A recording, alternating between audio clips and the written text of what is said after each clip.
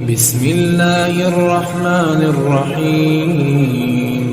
خالد کی نظر رسول کریم صلی اللہ علیہ وسلم پر تھے۔ آپ صلی اللہ علیہ وسلم ایک پہلو پر تھے، یہی پہلو تھا جس پر خالد کو حملہ کرنا تھا۔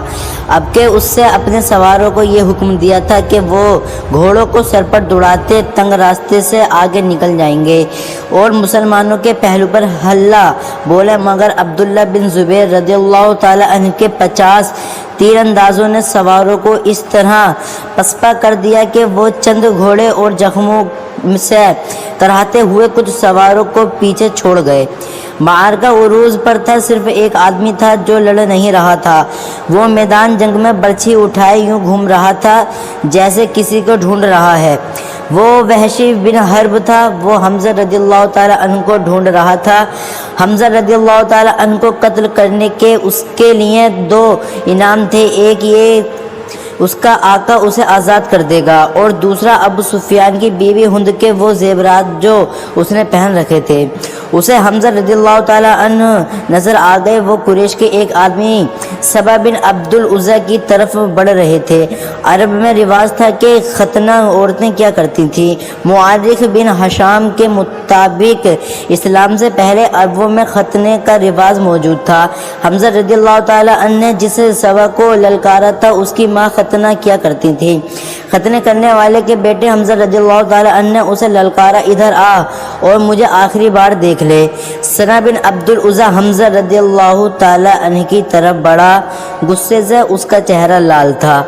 وہ تلوار اور ڈھال کی لڑائی کا ماہر تھا۔ حمزہ رضی اللہ تعالی عنہ بھی کچھ کم نہ تھے۔ دونوں ایک دوسرے کے قریب آئے اور ایک دوسرے پر وار کرنے لگے۔ دونوں کی ڈھالیں بار روک رہی تھیں۔ وہ فترے بدل بدل کر بار کرتے تھے لیکن ڈھالیں تلواروں کے راستے میں آ جاتی تھیں۔ اس وقت وحشی بن حرب جھکا ہوا آہستہ آہستہ ان کی طرف بڑھ رہا تھا۔ اسے زمین اور جھاڑیوں نے اوٹ دے رکھی تھی۔ حمزہ رضی اللہ تعالی عنہ اپنے دشمن کی آنکھوں میں دیکھ رہے تھے، سبا کے سوا انہیں کچھ بھی نہیں نظر آ رہا تھا۔ وحشی ان کے قریب پہنچ گیا۔ برچھی نشانے پر پھینکنے کا وہ ماہر تھا۔ وہ اتنا قریب ہو گیا جہاں سے اس کی برچھی خطا نہیں ہو سکتی تھی۔ وہ اٹھ گیا اور برچھی کو ہاتھ میں تولا، پھر اسے پھینکنے کی پوزیشن میں لایا۔ حمزہ رضی اللہ تعالی عنہ نے سبا پر ایک کے بعد ایک تیزی سے 2-3 بار کیے۔ آخری بار ایسا پڑا کہ حمزہ رضی اللہ تعالی عنہ کی تلوار سبا کے پیٹ میں اتر گئی۔ حمزہ رضی اللہ تعالی عنہ نے تلوار اس کے پیٹ میں اس طرح نکالی کہ اس کا پیٹ اور زیادہ پھٹ گیا اور وہ حمزہ کے قدموں میں گر پڑا۔ حمزہ رضی اللہ تعالیٰ عنہ ابھی سنبھلے ہی تھے کہ وحشی نے ان پر پوری طاقت سے برچھی پھینکی۔ فاصلہ بہت کم تھا، برچھی حمزہ کے پیٹ میں اتنی زیادہ اتر گئی کہ اس کی انی حمزہ رضی اللہ تعالیٰ عنہ کی پیٹھ سے آگے نکل گئی۔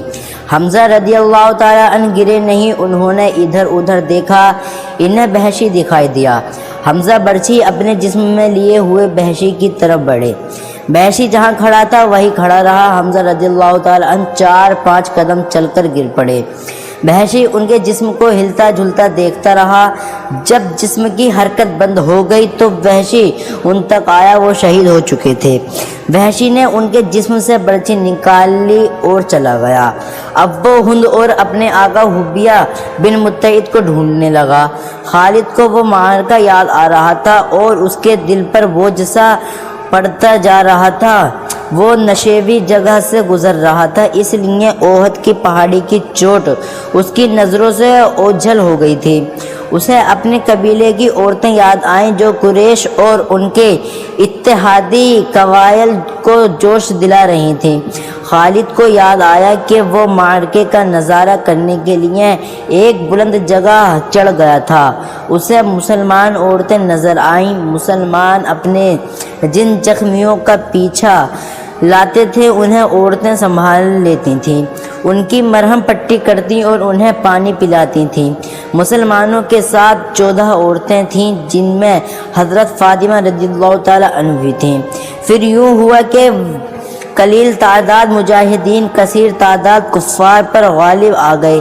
قریش کا پرچم بغداد گرا تو کسی اور نے پرچم اٹھا لیا، وہ بھی گرا، پرچم کئی بار گرا، آخر میں ایک غلام نے پرچم اٹھا کر اونچا کیا لیکن وہ بھی مارا گیا۔ پھر مسلمانوں نے قریش کو پرچم اٹھانے کی مہلت نہ دی، قریش کے جذبے جواب دے گئے۔ خالد نے ان کی پسپائی دیکھی اور یہ بھی دیکھا تھا کہ مسلمان ان کا تعاقب کر رہے ہیں۔ قریش اپنے کیمپ میں بھی نہ ٹھہرے، اپنا مال اسباب چھوڑ کر افراتفری کے عالم میں بھاگ گئے۔ یہاں سے جنگ کے بعد کا مرحلہ شروع ہو گیا۔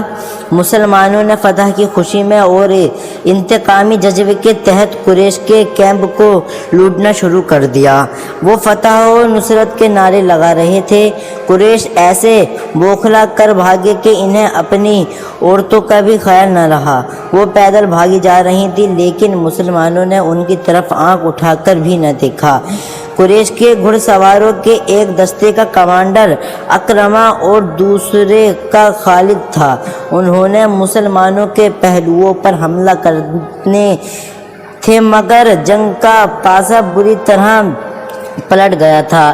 اکرمہ اور خالد نے پھر بھی اپنے سواروں کو وہیں رکھا جہاں انہیں تیار کی حالت میں کھڑا کیا گیا تھا۔ خالد کو اس کیفیت میں بھی توقع تھی کہ وہ شکست کو فتح میں بدل دے گا، لیکن جس راستے سے اسے گزرنا تھا وہاں مسلمان تیر انداز تیار کھڑے تھے۔ ان مسلمان تیر اندازوں نے اپنی بلند پوزیشن سے دیکھا کہ قریش بھاگ گئے ہیں اور ان کے ساتھی لوٹ مار کر رہے ہیں تو وہ مال غنیمت کے لالچ میں اپنی جگہ چھوڑنے لگے۔ ان کے کمانڈر عبداللہ بن زبیر رضی اللہ تعالیٰ عنہ نے کہا کہ اپنے رسول کے حکم عبدولی نہ کرو، صلی اللہ علیہ وسلم کا حکم ہے کہ آپ صلی اللہ علیہ وسلم کی عزت کے بغیر یہاں سے کوئی نہ ہٹے۔ جنگ ختم ہو گئی ہے۔ تیر انداز شور مچاتے ہوئے پہاڑی سے اترنے لگے۔ مال غنیمت فتح ہماری ہے۔ عبداللہ بن جبیر کے ساتھ صرف 9 تیر انداز رہ گئے۔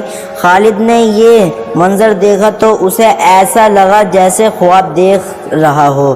وہ یہی چاہتا تھا۔ وہ تیر اندازوں کو دیکھتا رہا۔ جب وہ قریش کے کیمپ میں پہنچ گئے تو اس نے اس پہاڑی ینین پر حملہ کر دیا جہاں عبداللہ بن زبیر رضی اللہ تعالیٰ عنہ اور اس کے 9 تیر انداز رہ گئے تھے۔